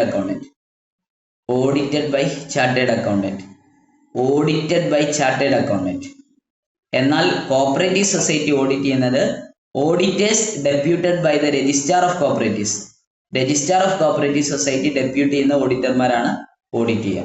so audit, joint stock company audit ചെയ്യുന്നത് ഓഡിറ്റഡ് ബൈ ചാർട്ടേഡ് അക്കൗണ്ടൻസ് CAമാരാണ്. എന്നാൽ കോപ്പറേറ്റീവ് സൊസൈറ്റി ഓഡിറ്റ് ചെയ്യുന്നത് auditors deputed by the registrar of cooperatives, RCS. ഇത്രയാണ് നമ്മുടെ കമ്പാരിസണിൽ ജോയിന്റ് സ്റ്റോക്ക് കമ്പനി കോർപ്പറേഷൻ ഉള്ളത്. ആരാ ഒന്ന് പെട്ടെന്ന് കമ്പാരിസൺ ഒന്ന് മുഴുവൻ പോയിന്റ്സും ഒന്ന് പറയുന്ന ആരാ? ആർക്കും പറയാം. ഞാൻ പേര് വിളിക്കണേ, ഞാൻ വിളിക്കാം. ആരാ പറയുന്നേ? സബിത, പോയിന്റ്സ് പറഞ്ഞോളൂ. സർ, കോർപ്പറേഷൻ എന്ന് പറഞ്ഞ മീനിങ് എന്ന് പറഞ്ഞാല് corporation is a form of organisation ആണ്. അവിടെ peoples voluntary organise as humans on the base of equality for the purpose of economic interest of themself. അതാണ് കോർപ്പറേഷന്റെ മീനിങ് എന്ന് പറയുന്നത്. ജോയിന്റ് സ്റ്റോക്ക് കമ്പനി എന്ന് പറയുന്നത് ഒരു ആർട്ടിഫിഷ്യൽ പേഴ്സൺ ആണ്, ക്രിയേറ്റഡ് ബൈ ലോ ആണ്. അതിന് സെപ്പറേറ്റ് ഒരു ലീഗൽ എൻറ്റിറ്റി ഉണ്ടാവും ഫ്രം ഇറ്റ്സ് ഓണർ. അതിനൊരു സ്ഥായിയായ ഒരു നിലനിൽപ്പ് ഉണ്ടാവും, പിന്നെ ഒരു കോമൺ സീൽ ഉണ്ടാവും. അതാണ് മീനിങ് എന്ന് പറയുന്നത്. നമ്പർ ഓഫ് മെമ്പേഴ്സ്, കോർപ്പറേഷനിലെ മിനിമം നമ്പർ ഓഫ് മെമ്പേഴ്സ് 25 ആണ്. ഫ്രം ഡിഫറെന്റ് ഫാമിലീസ് ആയിരിക്കണം. മാക്സിമം നോ ലിമിറ്റ് ആണ്. പിന്നെ ജോയിന്റ് സ്റ്റോക്ക് കമ്പനിയിൽ പ്രൈവറ്റ് ലിമിറ്റഡും പബ്ലിക് ലിമിറ്റഡും ഉണ്ട്. പ്രൈവറ്റ് ലിമിറ്റഡ് ആണെങ്കിൽ മിനിമം നമ്പർ ഓഫ് മെമ്പേഴ്സ് പറയുന്നത് 2 ആയിരിക്കണം. മാക്സിമം എന്ന് പറയുന്നത് നോട്ട് എക്സീഡ് 200, അതായത് 200 എത്താൻ പാടില്ല, 199. പബ്ലിക് ലിമിറ്റഡ് ആണെങ്കിൽ മിനിമം 7 ആയിരിക്കണം, മാക്സിമം നോ ലിമിറ്റ് ആണ്. പിന്നെ അടുത്തത് വോട്ടിംഗ് റൈറ്റ് ആണ്. വോട്ടിംഗ് റൈറ്റ് കോർപ്പറേഷനിൽ 1 man 1 vote ആണ്. ഒരു വ്യക്തിക്ക് 1 വോട്ട്. ജോയിന്റ് സ്റ്റോക്ക് കമ്പനിയിലാണെങ്കിൽ ഒരു ഷെയറിന് 1 വോട്ടാണ്. പിന്നെ മോട്ടോ എന്ന് പറയുന്നത് കോർപ്പറേഷന്റെ സർവീസ് ആണ്. ജോയിന്റ് സ്റ്റോക്ക് കമ്പനിയുടെ പ്രോഫിറ്റ് മോട്ടീവ് ആണ്. പിന്നെ ട്രാൻസ്ഫറബിലിറ്റി ഓഫ് ഷെയർസ്. കോർപ്പറേഷനകത്ത് ഷെയർ നമുക്ക് ട്രാൻസ്ഫർ ചെയ്യാൻ പറ്റില്ല. അത് നമുക്ക് സറണ്ടർ ചെയ്യാം, സൊസൈറ്റിക്ക് സറണ്ടർ ചെയ്യാൻ പറ്റും. ജോയിന്റ് സ്റ്റോക്ക് കമ്പനിയിലാണെങ്കിൽ ഒറ്റ വാക്കിൽ ട്രാൻസ്ഫറബിൾ ആണ്. പബ്ലിക് ലിമിറ്റഡ് കമ്പനി ആണെങ്കിൽ ഫ്രീലി ട്രാൻസ്ഫറബിൾ ആണ്. പ്രൈവറ്റ് ലിമിറ്റഡ് കമ്പനി ആണെങ്കിൽ പബ്ലിക് പ്ലാറ്റ്ഫോമിൽ ട്രാൻസ്ഫർ ചെയ്യാൻ പറ്റില്ല. പിന്നെ ഏരിയ ഓഫ് ഓപ്പറേഷൻ എന്ന് പറയുന്നത്, കോർപ്പറേഷൻ എന്ന് പറയുന്നത് ഒരു സ്റ്റേറ്റ് സബ്ജക്റ്റ് ആണ്. അതുകൊണ്ട് തന്നെ ഏരിയ എന്ന് പറയുന്നത് സ്റ്റേറ്റ് ആണ്, ഓൾ ഓവർ ദി സ്റ്റേറ്റ് ആണ്. ജോയിന്റ് സ്റ്റോക്ക് കമ്പനിയിലാണെങ്കിൽ ഇന്ത്യൻ കമ്പനീസ് ആക്ട് പ്രകാരമാണ് രജിസ്റ്റർ ചെയ്തേക്കുന്നത്. അത് കാരണം ഏരിയ ഓഫ് ഓപ്പറേഷൻ എന്ന് പറയുന്നത് ഓൾ ഓവർ ഇന്ത്യ ആണ്. പിന്നെ പ്രോക്സി, കോർപ്പറേഷനിൽ പ്രോക്സി നോട്ട് അലൗഡ് ആണ്. ജോയിന്റ് സ്റ്റോക്ക് കമ്പനിയിൽ പ്രോക്സി അലൗഡ് ആണ്. ഇന്റേണൽ മാനേജ്മെന്റ് എന്ന് പറയുന്നത് കോർപ്പറേഷനിൽ ബൈലോ ആണ്. ജോയിന്റ് സ്റ്റോക്ക് കമ്പനിയിൽ ആർട്ടിക്കിൾ ഓഫ് അസോസിയേഷൻ ആണ്. ഇതെന്ന് പറയുന്നത് റിട്ടേൺ റൂൾസ് ആൻഡ് റെഗുലേഷൻസിനെയാണ് ഈ ആർട്ടിക്കിൾ ഓഫ് അസോസിയേഷൻ അല്ലെങ്കിൽ ബൈലോ എന്ന് പറയുന്നത്. പിന്നെ ഈക്വാലിറ്റി എന്ന് പറയുന്നത് കോർപ്പറേഷനിൽ സെയിം ആണ്, എല്ലാവരും ഈക്വൽ ആണ്, ഈക്വൽ വോയിസ് ആണ്. ജോയിന്റ് സ്റ്റോക്ക് കമ്പനിയിൽ എല്ലാവരും ഈക്വൽ അല്ല, ഈക്വാലിറ്റി ഇസ് നോട്ട് മെയിൻറ്റൈൻഡ് ആണ്. മോർ ഷെയർ ഉള്ളവർക്ക് മോർ പവർ ഉണ്ട്. പിന്നെ ആക്ട് KCS ആക്ട് 1969 പ്രകാരമാണ് കോർപ്പറേഷൻ പോകുന്നത്. ജോയിന്റ് സ്റ്റോക്ക് കമ്പനി ആണെങ്കിൽ ഇന്ത്യൻ കമ്പനീസ് ആക്ട് 1956 അല്ലെങ്കിൽ 2013. പിന്നെ ഓഡിറ്റ്, കോർപ്പറേഷനിൽ ഓഡിറ്ററെ അപ്പോയിന്റ് ചെയ്യുന്നത് രജിസ്ട്രാർ ആണ്. രജിസ്ട്രാർ അപ്പോയിന്റ് ചെയ്ത ഓഡിറ്റേഴ്സ് ആണ് ഓഡിറ്റ് ചെയ്യുന്നത്. ജോയിന്റ് സ്റ്റോക്ക് കമ്പനിയിലാണ് ചാർട്ടേഡ് അക്കൗണ്ടൻസ് ആണ് ഓഡിറ്റ് ചെയ്യുന്നത്. ആയോ, ഇറ്റ്സ് ഗുഡ്. ഓക്കെ, ഇനി അടുത്ത ഒരു പോയിന്റ്സ് അതും കൂടെ പറയാം. Cooperative Commonwealth. Cooperative Commonwealth. ഈ കോപ്പറേറ്റീവ് കോമൺവെൽത്ത് എന്നുള്ള ഈ ഒരു പോയിന്റ്സും കൂടെ പറഞ്ഞാൽ ഈ ഒരു ടോപ്പിക്സ് കവർ ചെയ്തു. അടുത്തത് നമുക്ക് കോപ്പറേറ്റീവ് പ്രിൻസിപ്പിൾ ആണ്. കോപ്പറേറ്റീവ് പ്രിൻസിപ്പിൾസ് നമുക്ക് അടുത്ത ക്ലാസ്സിൽ അഥവാ തിങ്കൾ കഴിഞ്ഞ് ചൊവ്വാഴ്ച നമുക്ക് പഠിച്ചു തുടങ്ങാം. അതിനു മുമ്പ് ഇതുവരെ പഠിച്ച ചാപ്റ്ററുകൾ നന്നായിട്ട് റിവിഷൻ ചെയ്യണം. റിവിഷൻ ചെയ്യില്ലെങ്കിൽ നിങ്ങൾ ഈ പഠിച്ചതെല്ലാം മറന്നു പോകും. ദയവ് ചെയ്തിട്ട് റിവിഷൻ ചെയ്യാതിരിക്കരുത്. തിങ്കളാഴ്ച കഴിഞ്ഞ് ചൊവ്വാഴ്ച ഞാൻ ക്ലാസ് എടുക്കുമ്പോൾ ഞാൻ എല്ലാ ചാപ്റ്ററിൽ നിന്ന് ക്വസ്റ്റ്യൻ ചോദിച്ചിട്ടേ ക്ലാസ് സ്റ്റാർട്ട് ചെയ്യും. ആരെങ്കിലും ഒരാൾ ആൻസർ തെറ്റിയാൽ ആ സ്പോട്ടിൽ ഞാൻ ക്ലാസ് എടുക്കും. പിന്നെ ഞാൻ ബുധനാഴ്ച ക്ലാസ് എടുക്കും. ഓക്കെ, ക്ലാസ് ഒരു ദിവസം കളയണോ വേണം നിങ്ങൾക്ക് തീരുമാനിക്കാം. അതായത് ചൊവ്വാഴ്ച ഞാൻ ക്ലാസ് സ്റ്റാർട്ട് ചെയ്യുമ്പോൾ മുന്നേ കഴിഞ്ഞ എല്ലാ ചാപ്റ്ററിൽ നിന്നുള്ള ക്വസ്റ്റ്യൻസ് ഞാൻ ചോദിക്കും. നാഫഡ് ഉണ്ടാവും, NHB ഉണ്ടാവും, നബാർഡ് ഉണ്ടാവും, എല്ലാം ഉണ്ടാവും. NCDC ഉണ്ടാവും, NDDB ഉണ്ടാവും. ദെൻ ഈ പറഞ്ഞ നമ്മുടെ സ്ട്രക്ചർ ഓഫ് കോപ്പറേറ്റീവ് ഡിപ്പാർട്ട്മെന്റ് ഉണ്ടാവും. അത് കഴിഞ്ഞ് ഈ cooperation and economic system 3 chapter നമ്മൾ തീർന്നു. 4ാമത്തെ ചാപ്റ്ററിലേക്കാണ് നമ്മൾ സന്തോഷത്തോടു കൂടെ കിടക്കുന്നത്. ഓരോ ടോപ്പിക്സിലും മാർക്ക് നമ്മൾ ഇങ്ങനെ സ്കോർ ചെയ്യുന്ന കൂടിക്കൊണ്ടിരിക്കുകയാണ്. അഥവാ നമ്മൾ 100 മാർക്കിലേക്കാണ് നമ്മൾ എക്സാം. അതിലെ സിലബസ് ഇങ്ങനെ കവർ ആയിക്കൊണ്ടിരിക്കുകയാണ്. ഓരോ ദിവസം ചെയ്യുമ്പോഴും നിങ്ങൾ ബാക്കിലേക്ക് പോകരുത്, മുന്നിലോട്ട് പോകണം. നന്നായിട്ട് പഠിക്കും. Cooperative Commonwealth. കോപ്പറേറ്റീവ് കോമൺവെൽത്ത് എന്ന് പറയുന്ന ഒരു സംഭവം ഇതിനു മുമ്പ് നിങ്ങൾ പഠിച്ചിട്ടുണ്ട്. കോപ്പറേറ്റീവ് കോമൺവെൽത്ത് ഓർമ്മയുണ്ട്, ഇല്ല, ഓർമ്മയില്ല. എന്ത് പറയുന്നു? കോപ്പറേറ്റീവ് കോമൺവെൽത്ത് എന്ന് പറയുന്ന ടേം ഇതിനു മുമ്പ് നിങ്ങൾ പഠിച്ചിട്ടുണ്ട്. സ്കൂൾ ഓഫ് തോട്ട്സ് പഠിച്ചപ്പോൾ സ്കൂൾ ഓഫ് തോട്ട്സ് പഠിച്ച സമയത്ത് കോപ്പറേറ്റീവ് കോമൺവെൽത്ത് സ്കൂൾ എന്ന് പറയുന്ന ഒരു സംഭവം നിങ്ങൾ പഠിച്ചിട്ടുണ്ട്. റോബർട്ട് ഓവനും ചാൾസ് ഗിഡും TW മേഴ്സറും GW റസലും കോപ്പറേഷനെ കുറിച്ച് പറഞ്ഞത്, കോപ്പറേഷൻ എന്ന് പറയുന്നത് ഒരു എക്കണോമിക് സിസ്റ്റത്തിന്റെ ടോപ്പ് ലെവലിലേക്ക് എത്താൻ കഴിയുന്നതാണ്. ക്യാപിറ്റലിസത്തിനെ സെക്കൻഡറി പൊസിഷനിലേക്ക് എത്തിക്കാനും ഒരു സൊസൈറ്റിയെ റീഫോം ചെയ്യാനും റീഫാഷൻ ചെയ്യാനും റീസ്ട്രക്ചർ ചെയ്യാനും കോപ്പറേഷനെ കൊണ്ട് സാധിക്കും എന്ന് പറഞ്ഞ ഒരു സ്കൂൾ ഓഫ് തോട്ട് നമ്മൾ പഠിച്ചിട്ടുണ്ട്. Cooperative commonwealth school. റോബർട്ട് ഓവനെ കുറിച്ചും അതേപോലെ തന്നെ ചാൾസ് ഗേഡിനെ കുറിച്ചും TW റസലിനെ കുറിച്ചും അതേപോലെ തന്നെ GW റസൽ ആൻഡ് TW മേഴ്സർ. ഇനി ഇവിടെ നമ്മൾ പഠിക്കുന്നത് കോപ്പറേറ്റീവ് കോമൺവെൽത്ത് എന്ന് പറയുന്ന സിംഗിൾ വേർഡാണ്. അതിൻ്റെ കൂടെ സ്കൂൾ ഓഫ് തോട്ട് ഇല്ല. പറഞ്ഞു വരുന്നത് ഇവിടെ ശ്രദ്ധിക്കും. നിങ്ങളെ എക്സാം ഹോളിൽ പോകുമ്പോൾ കോപ്പറേറ്റീവ് കോമൺവെൽത്ത് എന്ന ടേം മാത്രമാണ് കാണുന്നെങ്കിൽ ഇവിടെ ശ്രദ്ധിക്കട്ടോ. അത്രയ്ക്ക് ഇമ്പോർട്ടൻ്റ് ആയതുകൊണ്ടാ. ഇല്ലെങ്കിൽ ഞാനിത് ഒരിക്കലും ഇങ്ങനെ പറയില്ല. Cooperative Commonwealth doctor D.R. ഗാഡ്ഗിലിന്റെ അസംഷനാണ്, ആശയമാണ് യഥാർത്ഥത്തിൽ കോപ്പറേറ്റീവ് കോമൺവെൽത്ത് എന്ന് പറയുന്നത്. വിച്ച് മീൻസ് കോപ്പറേറ്റീവ് കോമൺവെൽത്ത് എന്ന് പറയുന്നത് ഒരു ടേമാണ്, കോപ്പറേറ്റീവ് കോമൺവെൽത്ത് സ്കൂൾ എന്ന് പറയുന്നത് മറ്റൊരു ടീമാണ്.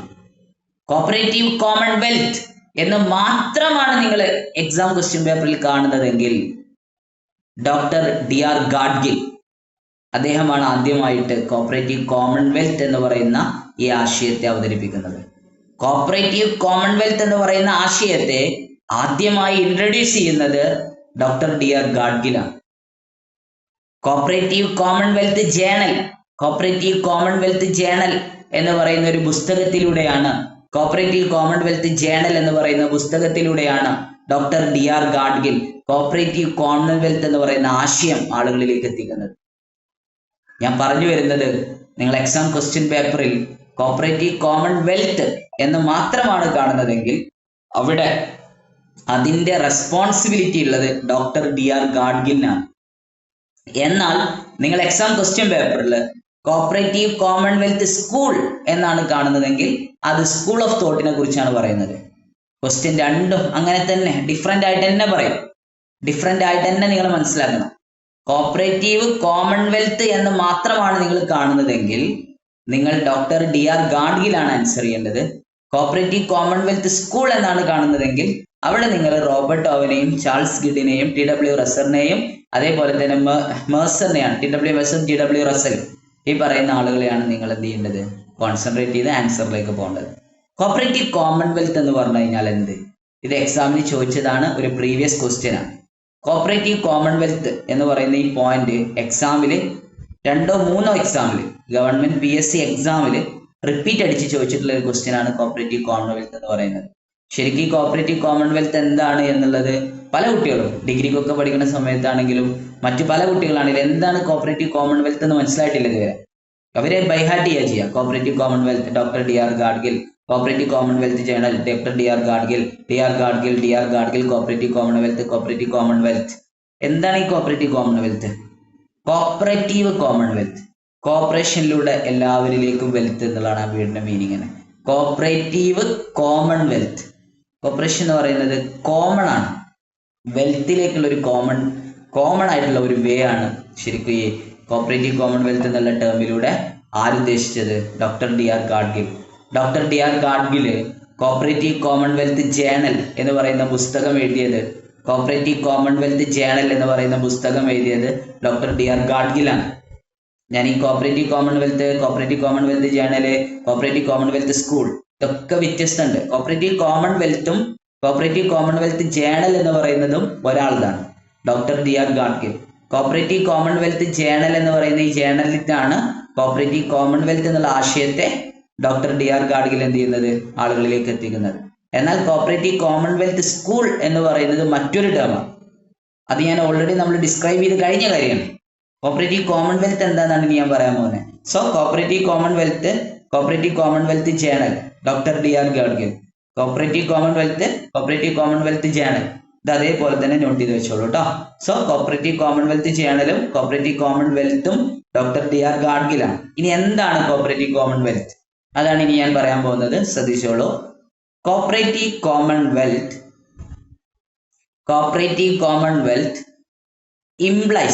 implies IMPLIES.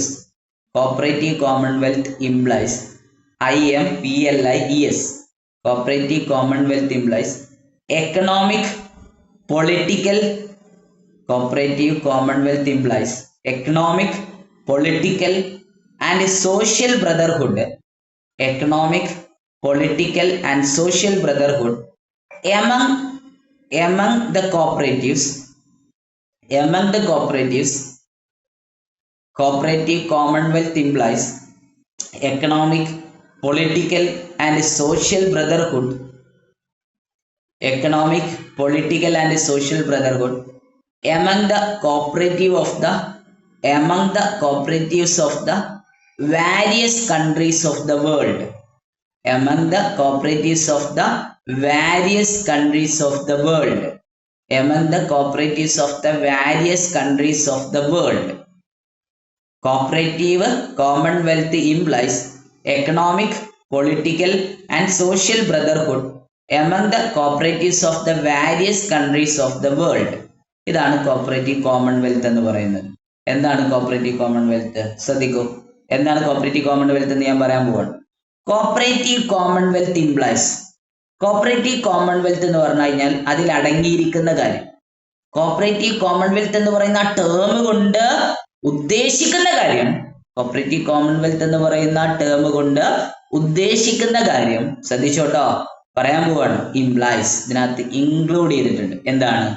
എക്കണോമിക്, സാമ്പത്തികമായ, പൊളിറ്റിക്കൽ, രാഷ്ട്രീയമായ ആൻഡ് സോഷ്യൽ, സാമൂഹികമായ, ബ്രദർഹുഡ്, സാഹോദര്യ ബന്ധം, സാമ്പത്തികമായ, സാമൂഹികമായ, രാഷ്ട്രീയമായ ഒരു ബന്ധം, സാമൂഹികമായ ബന്ധം, ബ്രദർഹുഡ്, സഹോദര ബന്ധം. കോപ്പറേറ്റീവ് കോമൺവെൽത്ത് എന്ന് പറഞ്ഞാൽ അതിൽ അടങ്ങിയിരിക്കുന്ന കാര്യം സാമ്പത്തികമായ, സാമൂഹികമായ, രാഷ്ട്രീയമായ ഒരു സാഹോദര്യ ബന്ധമാണ്. ആർക്കിടയിലാണ്? The cooperatives of the various countries of the world. വ്യത്യസ്ത രാജ്യങ്ങളിലുള്ള various countries of the world, various countries of the world, അതായത് വ്യത്യസ്ത രാജ്യങ്ങളിലുള്ള സഹകാരികൾ തമ്മിൽ, കോപ്പറേറ്റീവ്സുകൾ തമ്മിൽ സാമൂഹികമായ, സാമ്പത്തികമായ, രാഷ്ട്രീയമായ സാഹോദര്യ ബന്ധമാണ് കോപ്പറേറ്റീവ് കോമൺവെൽത്ത് എന്ന് പറയുന്നത്. Doctor D.R. ഗാഡ്ഗിൽ.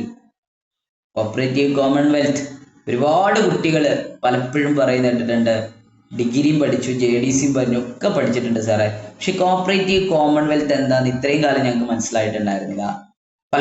പലരും പറയുന്ന ഒരു ആശയമാണ് cooperative Commonwealth. Doctor D.R. Gadgil, അത് ഞങ്ങൾക്കറിയാം. കോപ്പറേറ്റീവ് കോമൺവെൽത്ത് ജേണൽ എഴുതിയിട്ടുള്ളത് ഡോക്ടർ D.R. ഗാഡ്ഗിലാണ്. പക്ഷെ എന്താണ് കോപ്പറേറ്റീവ് കോമൺവെൽത്ത് എന്ന് പറഞ്ഞു കഴിഞ്ഞാൽ? കോപ്പറേറ്റീവ് കോമൺവെൽത്ത് എന്ന് പറഞ്ഞു കഴിഞ്ഞാൽ രാജ്യത്ത് എന്ന് പറയുന്നതിൽ അർത്ഥമില്ല, ലോകത്ത്.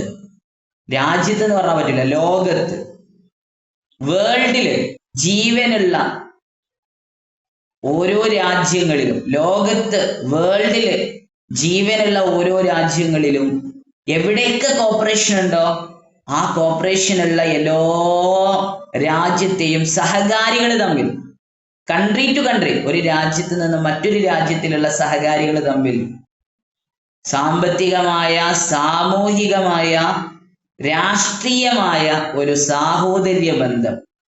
അവരെ ആ സാഹോദര്യത്തിൽ ഒരുമിച്ച് നിർത്തുന്ന ഘടകം എന്താ? അവരെല്ലാം സഹകാരികളാണ് എന്ന ബന്ധം. ഇതാണ് കോപ്പറേറ്റീവ് കോമൺവെൽത്ത് എന്ന് പറയുന്നത്. കോപ്പറേഷനിലൂടെ കോമൺ ആയിട്ടുള്ള വെൽത്ത്, കോമൺ ആയിട്ടുള്ള ഒരു സാഹോദര്യ ബന്ധം എല്ലാവരും തമ്മിൽ. രാജ്യത്ത് ഓരോ ഡിഫറെന്റ് രാജ്യങ്ങൾ, വ്യത്യസ്ത രാജ്യങ്ങൾ, ഈ വ്യത്യസ്ത രാജ്യങ്ങളിലെ സഹകാരികൾ തമ്മിൽ എക്കണോമിക് ആയിട്ടുള്ള, പൊളിറ്റിക്കൽ ആയിട്ടുള്ള, സോഷ്യൽ ആയിട്ടുള്ള ഒരു ബ്രദർഹുഡ്, സാഹോദര്യ ബന്ധം കൊണ്ടുവരുന്നതിനെയാണ് കോപ്പറേറ്റീവ് കോമൺവെൽത്ത് എന്ന് പറയുന്നത്. കോപ്പറേറ്റീവ് കോമൺവെൽത്ത് സ്കൂളിൽ പറഞ്ഞ കാര്യം വേറെയാണ്. കോപ്പറേറ്റീവ് കോമൺവെൽത്ത് ജേണൽ എന്നതിനകത്ത് ഡോക്ടർ D.R. ഗാഡ്ഗിൽ പറഞ്ഞത് വേൾഡിൽ എവിടെയൊക്കെ കോപ്പറേഷൻ ഉണ്ടോ അവിടത്തെയൊക്കെ സഹകാരികൾ തമ്മിൽ എല്ലാ രാജ്യക്കാരും പരസ്പരം എക്കണോമിക് ആയിട്ടുള്ള, സോഷ്യൽ ആയിട്ടുള്ള, പൊളിറ്റിക്കൽ ആയിട്ടുള്ള ഒരു സാഹോദര്യ ബന്ധം വേണം. അതാണ് കോപ്പറേറ്റീവ് കോമൺവെൽത്ത് എന്നുള്ളത് ഉദ്ദേശിച്ചത് എന്നാണ് ഡോക്ടർ D.R. ഗാഡ്ഗിൽ പറയുന്നത്. Doctor D.R. ഗാഡ്ഗിലിന്റെ ആശയം എത്ര മനോഹാരിതയുള്ള ആശയമാണ്, ആലോചിച്ച് നോക്ക്. Doctor D.R. ഗാഡ്ഗിലിനെ നിങ്ങൾ മറക്കരുത്. എക്സാം ഹാളിലേക്ക് ആവശ്യമുള്ളതുകൊണ്ടാണ്, ഇല്ലെങ്കിൽ ഇപ്പൊ നിങ്ങൾ അയാളെ മറന്നു വെച്ചിട്ട് നമുക്ക് കുഴപ്പമൊന്നുമില്ല. എക്സാം കഴിയുന്നവരെ ഇയാളെ മറക്കരുത്. Doctor D.R. ഗാഡ്ഗിൽ പറഞ്ഞത് കോപ്പറേറ്റീവ് കോമൺവെൽത്തിനെ കുറിച്ചാണ്. കോപ്പറേറ്റീവ് കോമൺവെൽത്ത് എന്ന് പറയുന്ന ഈ ആശയത്തിൽ അവരുദ്ദേശിച്ച കാര്യം എന്താണെന്നറിയോ നിങ്ങൾ? കോപ്പറേറ്റീവ് കോമൺവെൽത്തിനകത്ത് അവരുദ്ദേശിച്ച കാര്യം രാജ്യങ്ങളിലെ, വ്യത്യസ്ത രാജ്യങ്ങളിലെ സഹകാരികൾ തമ്മിൽ എക്കണോമിക് ആയിട്ടുള്ള, പൊളിറ്റിക്കൽ ആയിട്ടുള്ള, സോഷ്യൽ ആയിട്ടുള്ള ഒരു സാഹോദര്യ ബന്ധം, പരസ്പരം ഒരു ബ്രദർഹുഡ് എല്ലാവരും, എല്ലാ രാജ്യങ്ങളിലെ കോപ്പറേറ്റീവ്സുകളും തമ്മിൽ ഉണ്ടാവട്ടെ എന്ന് ഒരാശയത്തെയാണ് കോപ്പറേറ്റീവ് കോമൺവെൽത്ത് എന്നുള്ള ആശയം കൊണ്ട് ഉദ്ദേശിക്കുന്നത്. Doctor D.R. ഗാഡ്ഗിലാണ് ആ ഒരു ആശയത്തെ മുന്നോട്ട് വെക്കുന്നത്. കോപ്പറേറ്റീവ് കോമൺവെൽത്ത് ജേണൽ എന്ന് പറയുന്ന അദ്ദേഹത്തിന്റെ മാസികയിലൂടെയാണ് doctor D.R. Gadgil cooperative commonwealth എന്ന് പറയുന്ന ആശയത്തെ മുന്നോട്ട് വെക്കുന്നത്. So this chapter is over. ഈ ചാപ്റ്റർ ഇവിടെ തീർന്നതായിട്ട് പ്രഖ്യാപിച്ചു. കൈയടിച്ച് പാസ്സാക്കല്ലേ? ചാപ്റ്റർ തീർന്നില്ലേ? ക്ലിയർ അല്ലേ? ഓക്കെ. അപ്പോൾ ഈ ചാപ്റ്റർ ഇവിടെ തീർന്നതായിട്ട് എല്ലാവരോടും പറഞ്ഞു. ഇനി നിങ്ങൾ എന്ത് ചെയ്യുക? ഇത് പഠിക്കുക എന്നുള്ള ഉത്തരവാദിത്തമാണ് നിങ്ങൾക്കുള്ളത്. നിങ്ങൾ പഠിക്കുക. സോ ചൊവ്വാഴ്ച നമുക്ക് വീണ്ടും നേരിൽ കാണാം. അതുവരേക്കും ശുഭരാത്രി, ശുഭദിനം. Okay, good bye, good night and love you all. Bye. Thank you. Good night, sir. Thank you, sir.